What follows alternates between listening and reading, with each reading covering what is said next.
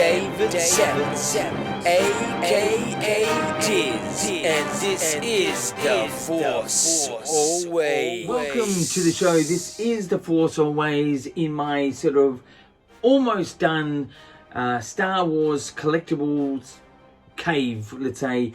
But anyway, let's get on with the Star Wars news.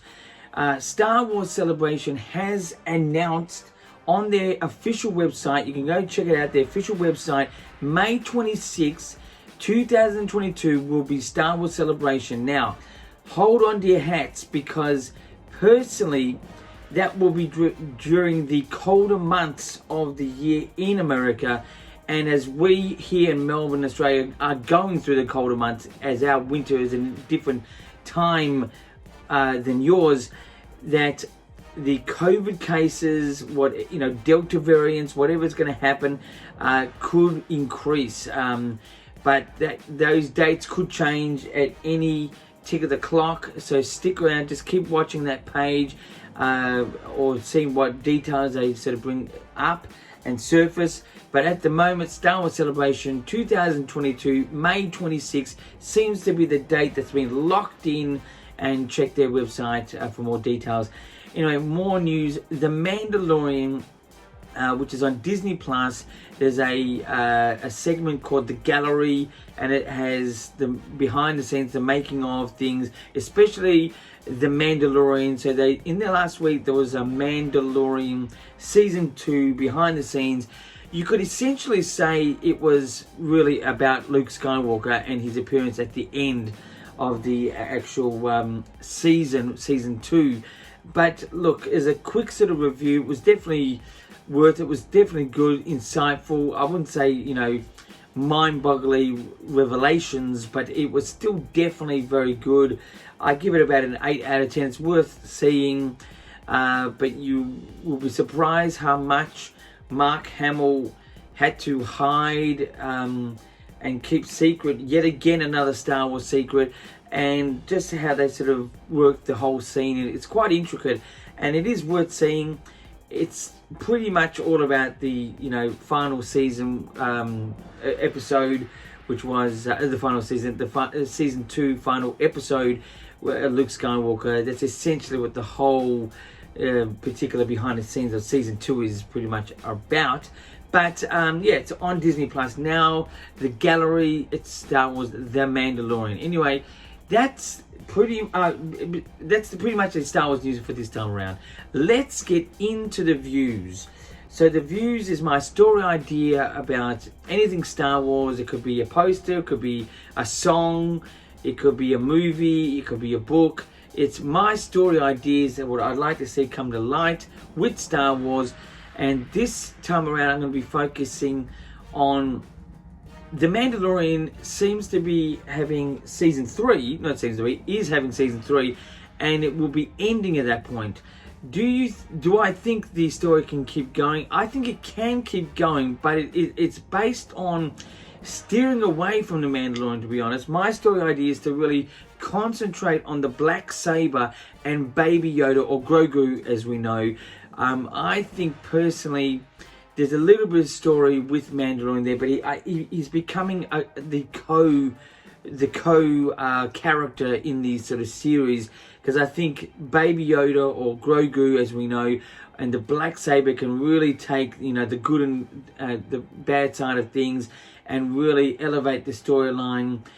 So far, look, season 1 to me was just one episode after another, sort of going from one thing to another. It was okay. It was still good, but it was okay. Season 2, the excitement sort of continued, but then it ended with a bit of an emotional end.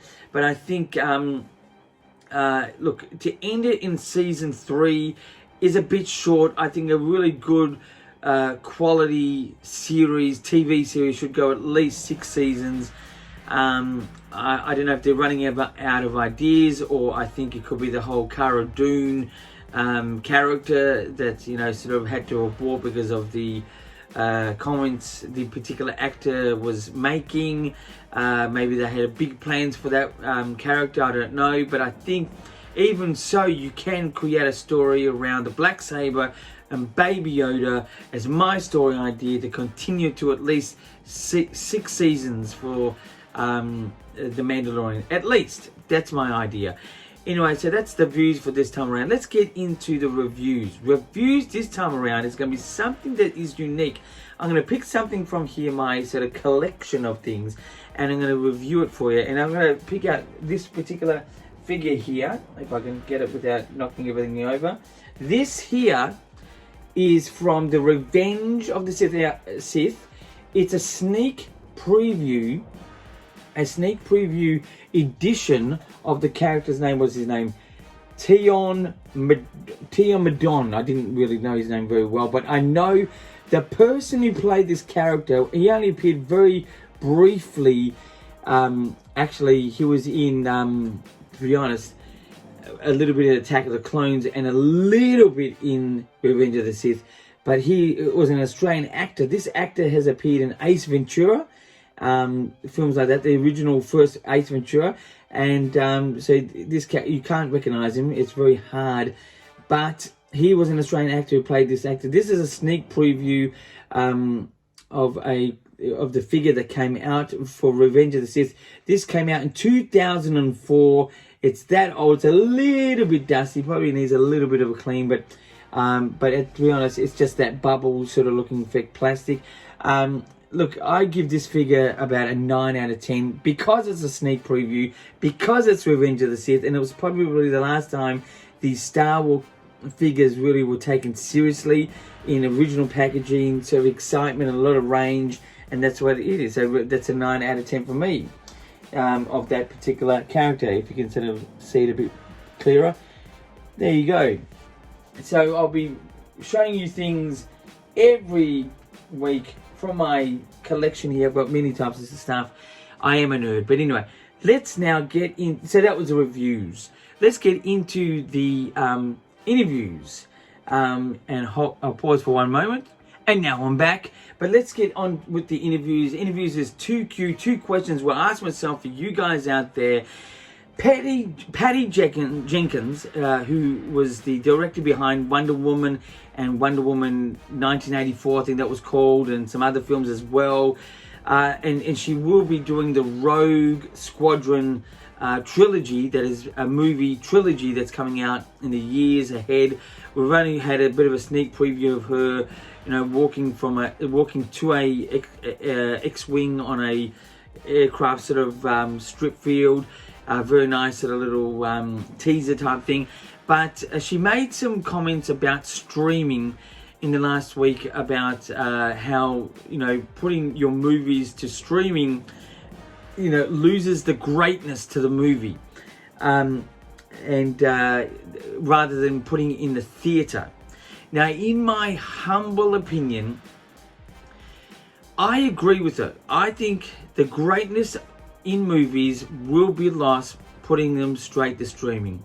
Streaming really does serve people who just don't want to get out of the house, don't want to be around people, and get, they've got a decent enough hi-fi to sort of capture what they want, but it's just not an event. At home, it's just not an event. You can't really mix yourself with friends and family and even other fans. I think I agree that the whole streaming service for movies is good. I'll watch them, but it's getting lost. And I think the demand for this will increase, and I think the companies know that it will increase, and so they're gearing up for that, probably, and started a little bit already. But it's going to kill the entertainment industry even further.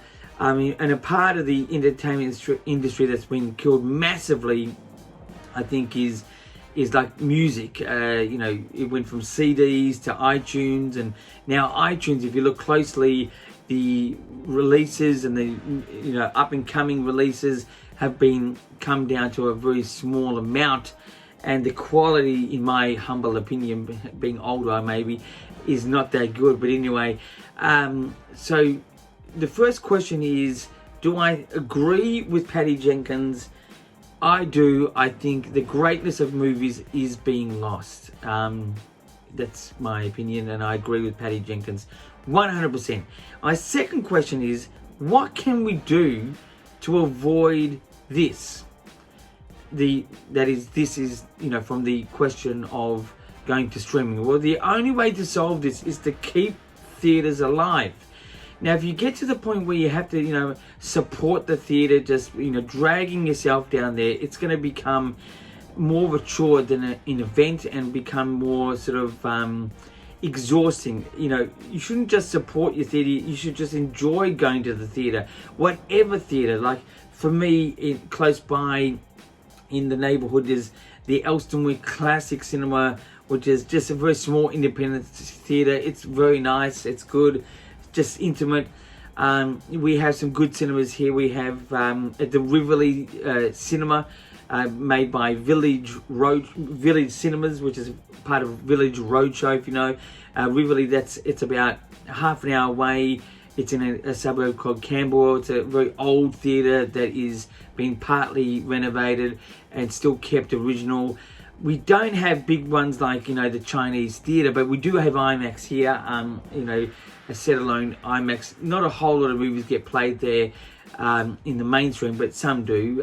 From Avatar to I'm sure Star Wars, things like that. But so what can we do is just enjoy the fun and excitement of going to the theatre, because we are in danger of losing the humble theatre. And not just that, the stories that should be told on a big screen is just going to be lost into a TV. No matter how big TV you've got, no matter how big hi-fi system you have, the whole event will be lost. Anyway, so the answer to the question, what can we do, is keep going to the theatre and enjoy it.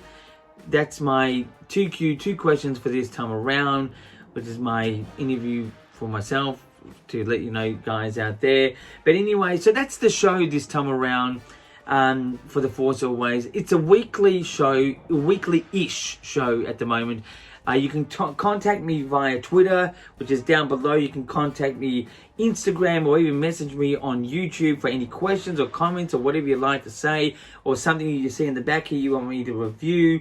I've got many items here. There's so many things here that if you look a bit lower, there's all types of things, not just Star Wars.